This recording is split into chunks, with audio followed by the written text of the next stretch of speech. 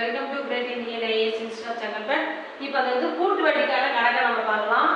Wilson என்பவர் ரூபாய் 7500க்கு 4% கூட்டு வட்டி வீதத்தில் 2 வருடங்களுக்கான ஒரு அவர் பெறும் வட்டி தொகை எவ்வளவு அப்படின்னு கேட்டிருக்காங்க. சரியா?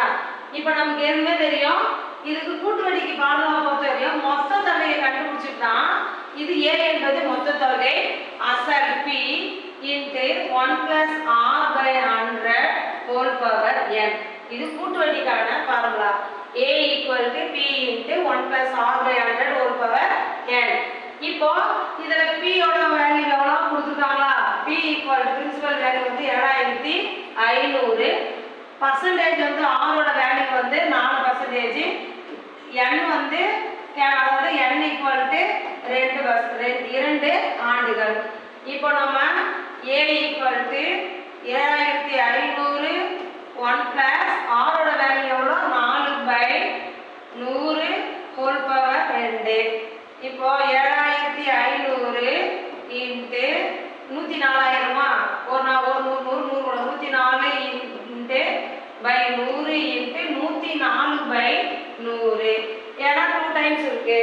அப்போ இந்த 2 ஜீரோக்கு 2 ஜீரோ கேன்சல் ஆயிடும்.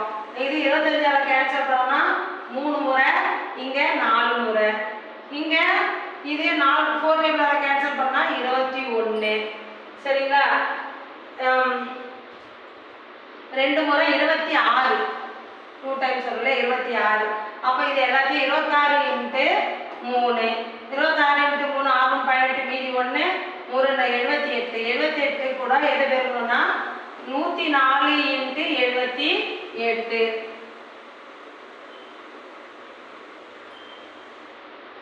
78 அதாவது 104, ஒரு 8 32 மீதி 3 28 31.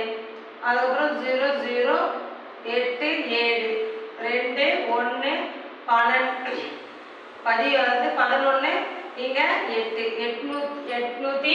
112 தான் இதுக்கு அதாவது அமௌண்ட், மொத்த அமௌண்ட்.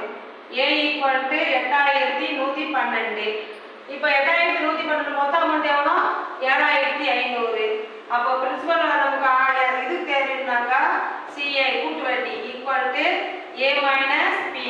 அப்போ 8112ல இருந்து 7500 போச்சுன்னா மீதி 612. 612 தான் இதுக்கு சரியான ஆன்சர்.